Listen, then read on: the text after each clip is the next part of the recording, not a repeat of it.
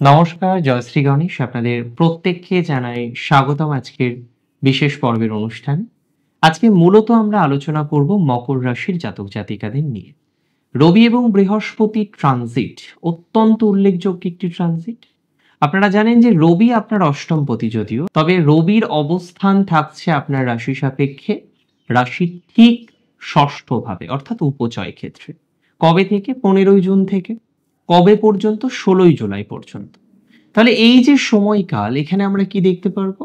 যে রবি, যিনি হচ্ছেন রাজা, যিনি গভর্নিং বডিকে রিপ্রেজেন্ট করেন, যিনি স্বয়ং হচ্ছে গভর্নিং বডি, সেই রাজা অবস্থান করবেন যে ঘরটিতে, সেটি হলো আপনার উপচয় ঘর।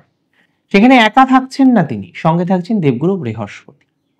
বৃহস্পতি রবির কম্বিনেশন অস্তমিত না হলে অত্যন্ত শুভ, কিন্তু এই টাইমের মধ্যে আমরা দেখতে পারবো বৃহস্পতি কয়েকটা দিন কিন্তু অস্তমিত ফলাফলই দেবেন। মানে কিরকম হলো বিষয়টা?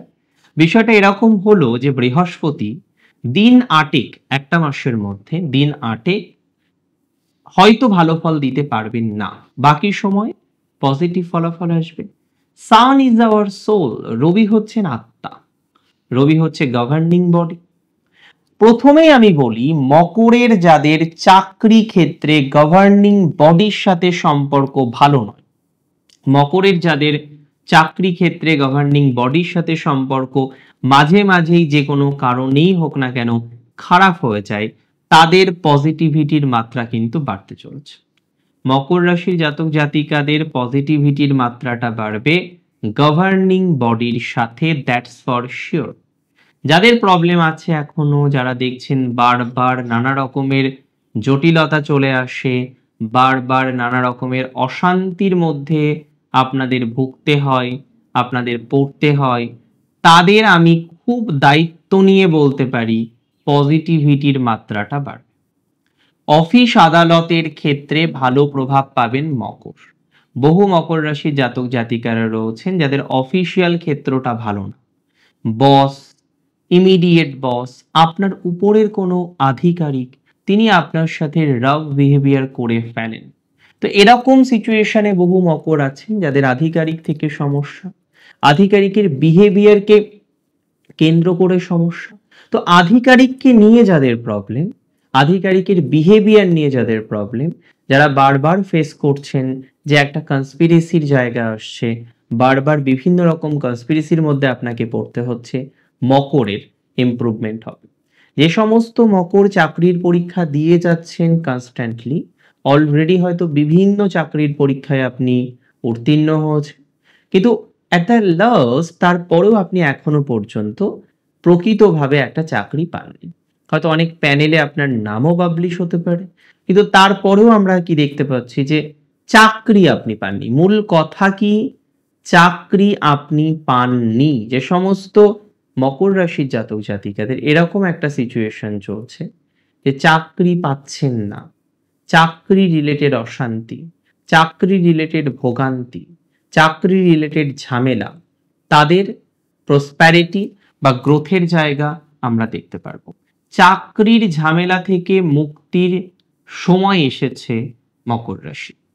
আমি বলে দিচ্ছি, যারা বেকার আছেন, হ্যাঁ, অনেক দিন ধরে বেকার, যদি এই সময় কোনো প্যানেল পাবলিশ হয়, দেখুন সেটা তো অবশ্যই সময়ের উপর ডিপেন্ড করে, যদি এই সময় কোনো প্যানেল পাবলিশ হয়, কোনো নিয়োগ সংক্রান্ত পরীক্ষার ফলাফল পাবলিশ হয়, সেক্ষেত্রে আপনার নামটি থাকার সম্ভাবনা রয়েছে। মকর রাশি, দেখুন মকর রাশির ক্ষেত্রে কিছু ট্রান্সফরমেশন হবে। ট্রান্সফরমেশন কিসের হবে বলুন তো? Transformation of your life. আপনার জীবন চক্রের, আপনার জীবন শৈলীর, আপনার জীবনের কিছু বড়সড় পরিবর্তন আমরা দেখতে পারব। কারোর ক্ষেত্রে লাইফস্টাইল চেঞ্জ হতে পারে, কারোর ক্ষেত্রে চেঞ্জটা হয়তো ডিরেক্টলি লাইফস্টাইল রিলেটেড হলো না, বাট একটা চেঞ্জ আপনি দেখতে পারলেন, সেটা হচ্ছে আপনার প্রফেশনের। কেউ প্রফেশনে পরিবর্তন করতে পারবেন, কেউ এডুকেশনাল সেগমেন্টে পরিবর্তন করবেন, কারোর ক্ষেত্রে অন্য সেগমেন্টে একটা পরিবর্তনের জায়গা দেখব। So end of the day গিয়ে একটা হিউজ চেঞ্জ, একটা হিউজ পরিবর্তনের সম্ভাবনা আপনাদের কিন্তু থাকছে।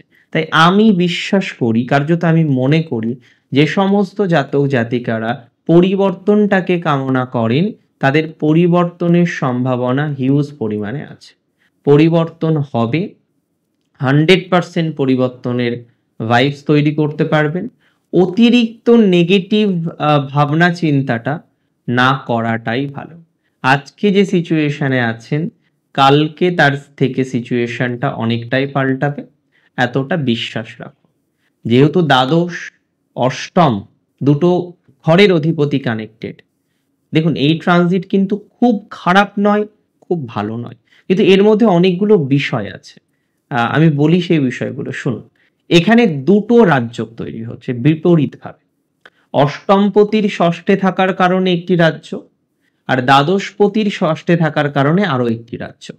তো এই রাজ্যগুলো এগুলো তো বিপরীত রাজ্য, বিপরীত রাজ্যের ফলাফল আসে বিপরীত ভাবে, মানে সহজে নয়, সহসা নয়, একটা প্রবলেমের মধ্যে দিয়ে, একটা অশান্তির মধ্যে দিয়ে, একটা অশান্তির বাতাবরণ থেকে প্রবলেমগুলো আসার সম্ভাবনা থাকে।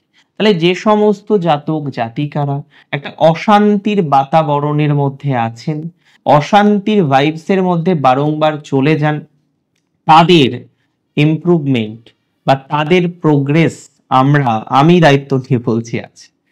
এবং এখানে বিপরীত রাজযোগের ফলাফলগুলো কিভাবে আসবে? সহসা আসবে না, এখানেও কিছু বিষয় আছে। বিপরীত রাজযোগের প্রভাব আপনার জীবন চক্রে আসবে বিপরীত ভাবে, তার মানে ইজিলি নয়, একটা চাপের মধ্যে দিয়ে, একটা তাপের মধ্যে দিয়ে আসবে। যাদের দেওয়ালে পিঠ থেকে গেছে, ধরুন টাকা দেনা করে, ধার ধার নিয়ে, দ্বাদশ ভাব ইনভলভ তো ইনভেস্ট করে, হ্যাঁ ব্যয় করে, সঞ্চয় করতে গিয়ে, বা বেটার টু হচ্ছে কিছু ভুল ইনভেস্টমেন্টের কারণে, বা কিছু টাকা নিয়ে ইনভেস্ট করেছেন, লোন নিয়েছেন, কর্জ নিয়েছেন, ঋণ নিয়েছেন, এবং এই ঋণ কর্জ ইত্যাদি ইত্যাদি বিষয়ের কারণে যারা একটা সুপার ডুপার প্রবলেমের মধ্যে আছেন, তাদের সেই প্রবলেম থেকে বাঁচার সম্ভাবনাটা হিউজ পরিমাণে দেখা যায়। তবে ওই যে বললাম বিপরীতভাবে হয়তো একটু হলেও তিত হবে বিষয়টা, বাট আলটিমেটলি তিত নয়। সাময়িক কিছু তিক্ততার অনুভূতি, সাময়িক কিছু তিক্ততার ভাইবস আপনার জীবনচক্রকে প্রভাবিত করতে পারে, আপনার জীবনচক্রকে প্রভাবিত করবে বলে আমি কার্যত মনে করছি, আমি কার্যত মনে করি।